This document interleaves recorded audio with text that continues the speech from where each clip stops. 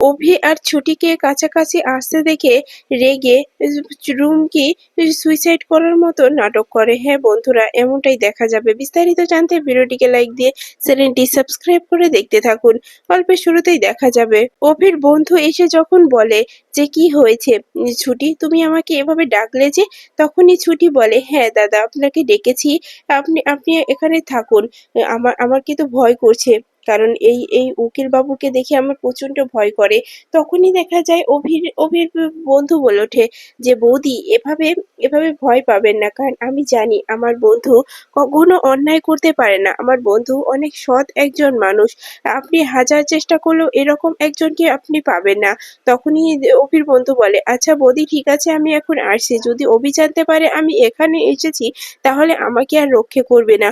তখনই অভির বন্ধু পালাতে গেলে অভি এসে ধরে ফেলে আর বলে, তুই এখানে কি করছিস? তখনই অভির বন্ধু বলে, আসলে অভি, কি হয়েছে বলতো? আমি আমি কথা বলতে এসেছিলাম বৌদির সঙ্গে। তখনই অভি বলে, দরজা নেই, তুই এই জানালা দিয়ে কি করছিস?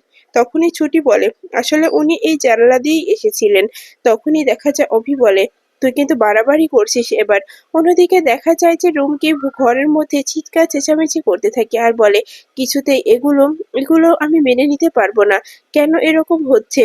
এরপরে দেখা যায় ঝুমকি বলে ওঠে যে অভি শুধু আমার, ও কেন ছুটি বারবার আমার শিকার কেড়ে নেয়।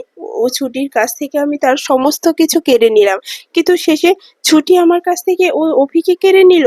না, এটা আমি কিছুতেই মেনে নিতে পারছি না। অভিকে অভিকে আমার কাছ থেকে কেউ কেড়ে নিতে পারবে না। ওরকম একটা হ্যান্ডসাম, এত কোটিপতির ছেলে আমি হাতছাড়া হতে কিছুতেই দেব না। আমি যে করে হোক আমি অভিকে আমার আমার কাছে নিয়ে আসবই। কিন্তু কি করে? সবকিছু তো শেষ হয়ে গেছে। যদি কখনো ছুটি সবকিছু বলে দেয়, যদি ছুটি পরীর ছবি দেখে সবটুকু জানতে পেরে যায়, অভিকে বলে দেয়, তখন তো আমাকে ছাড়বে না, আমাকে ফাঁসিতে ঝুলিয়ে দেবে। আমি আমি ফাঁসিতে ঝুলতে চাই না। এগুলো কি হচ্ছে আমার সঙ্গে? আমি কিছুতে এগুলো মেনে নিতে পারছি না। এরপরে ঝুমকি চিৎকার করতে শুরু করে আর বলে, না, আমি আর এখানে থাকবো না। আমি আর এদের কাছে ধরা দেব না। আমি এখান থেকে চলে যাব, অনেক দূরে চলে যাব। এখান থেকে যা নেওয়ার প্রয়োজন মনে হচ্ছে সবকিছু নিয়ে এ বাড়ি থেকে চলে যাব, অনেক দূরে চলে যাব। এরা আমাকে আর ছুঁতেও পারবে না।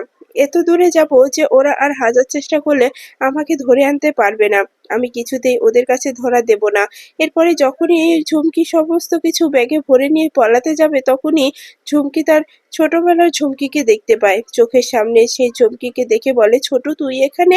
তখনই ছোট ঝুমকি বলে ওঠে, কি ঝুমকি, তুই চলে যাচ্ছিস? তুই তো এমন ছিলি না। তুই তো ছোট থেকেই ছুটির জিনিসপত্র ছিনিয়ে নিতি। তাহলে এবার ছুটিকে সবকিছু দিয়ে তুই পালাচ্ছিস কেন? তুই হেরে যাচ্ছিস ছুটির কাছে?